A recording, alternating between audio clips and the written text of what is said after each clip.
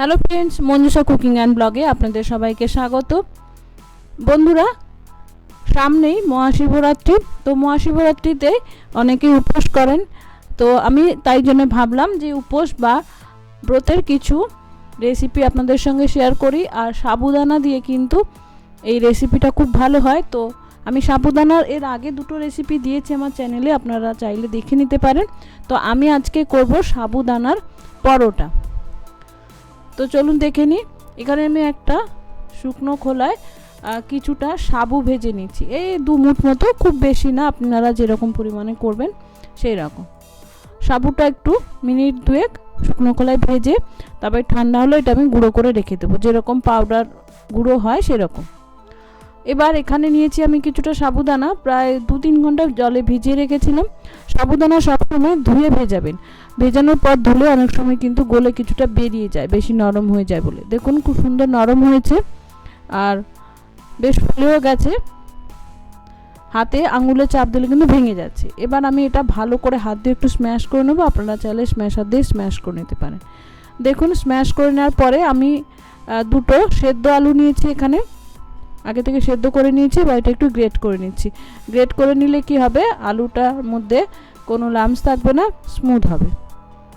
এবার দিয়ে দিচ্ছি যে সাবুদানাটা গুঁড়ো করে রেখেছিলাম পাউডার করে, সেইটা, এটা বাইন্ডিংয়ে সাহায্য করবে।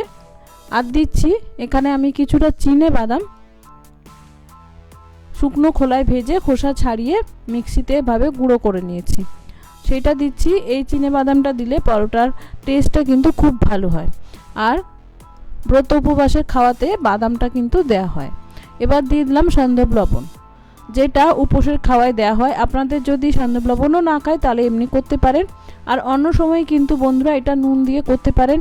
এটা যে কোনো স্ন্যাক্স রেসিপি হিসেবে কিন্তু খুব সুন্দর, শুধু যে ব্রত উপবাসে খেতে হবে তার কিন্তু কোনো মানে নেই। এবার দিয়ে দিলাম একটু গোটা জিরে আর একটু চিনি দেবো একটু, যাতে মিষ্টি মিষ্টি হয়। এবার দিয়ে দিলাম একটু ভাজা মশলা,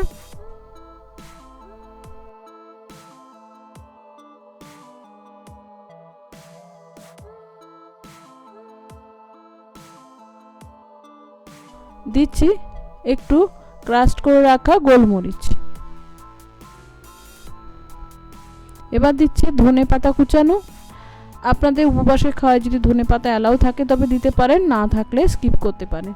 দিলাম কাঁচা লঙ্কা কুচানো, আদা কুচানো, এখানে আমি 1/2 টিস্পুনের মতো লেবুর রস দিলাম, একটু টক টক হবে, খেতে ভালো লাগবে বলে। আপনাদের যদি টক খাওয়া বারণ থাকে তাহলে স্কিপ করতে পারেন। দিলাম একটু ঘি দিয়ে এবার ভালো করে হাত দিয়ে এটা মেখে নেব। ভালো করে কিন্তু হাত দিয়ে মাখতে হবে, নাহলে কিন্তু ঠিকমতো বাইন্ডিং হবে না, ছেড়ে ছেড়ে যাবে। ভালো করে সব উপকরণগুলো আমি একসঙ্গে মেখে নেব।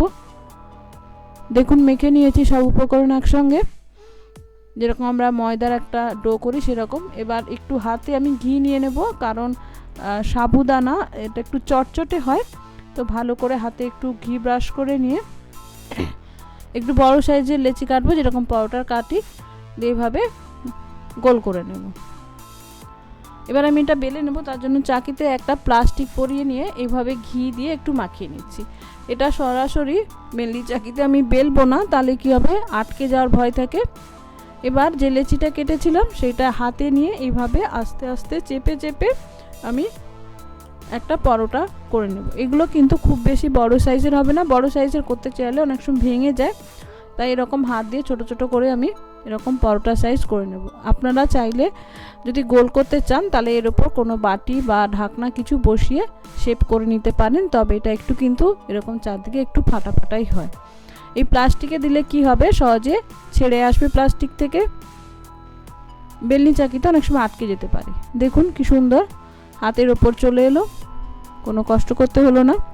এবার এদিকে একটা ফ্রাইং প্যান আমি গরম করতে বসিয়ে রেখেছিলাম, এটা গরম হয়ে গেছে। এবার আমি দিয়ে দিলাম পরোটাটা। এবার সঙ্গে সঙ্গে কিন্তু উল্টানোর চেষ্টা করবেন না, 2-1 মিনিট তাওয়াতে রেখে দেবেন, তারপরে উল্টাবেন। দেখুন 2 মিনিট মতো রেখেছিলাম আমি, তারপরে উল্টে দিলাম। এভাবে উল্টে আমি দুদিকটায় একটু লাল লাল করে ভেজে নেব। দেখুন দুদিকটায় লাল লাল করে ভাজা হয়ে গেছে, একটু ফুলতে ফুলতে ফোলা ফোলাও কিন্তু হচ্ছে। এবার আমি দিয়ে দিচ্ছি ঘি। আমি এটা ঘি দিয়ে ভাজছি, সাধারণত ব্রত উপবাসের খাবার ঘি দিয়েই করা হয়, ঘি দিয়েই ভালো লাগে। তবে আপনারা চাইলে সাদা তেল দিয়েও করতে পারেন, তবে ঘিয়ের কিন্তু কোনো বিকল্প নেই। ঘি হজম হতেও কিন্তু সহজ হয়, ঘি সহজে হজম হয় তেলের থেকে। এই সারাদিন উপবাসের পর ঘি দিয়ে করলেই কিন্তু ভালো। এভাবে আমি দুদিকটা ভালো করে ঘি দিয়ে লাল লাল করে ভেজে নেব।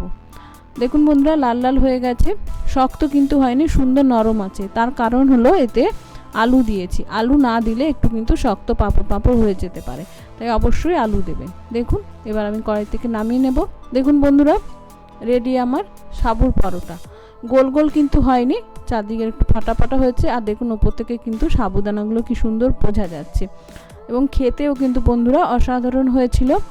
আমরা তো শুধুই খেয়ে নিয়েছি, আমাদের শুধুই খেতে ভালো লাগছিল, কিন্তু কারণ এতে যে মশলা আদা এগুলো দেওয়া আছে না, এগুলো এমনি খেতে ভালো লাগে। তো বন্ধুরা, রেডি আমার মহাশিবরাত্রি স্পেশাল সাবুদানার পরোটা। আশা করি আপনাদের ভালো লাগলো। বাড়িতে অবশ্যই শিবরাত্রির দিন করবেন, আর আমাকে জানাবেন কেমন হলো। আপনারা কেমন করেন আমাকে জানাতে পারেন। শিবরাত্রির দিন আর কি রেসিপি আপনারা করেন সেটাও জানাতে পারেন। নমস্কার, ধন্যবাদ, ভালো থাকবেন।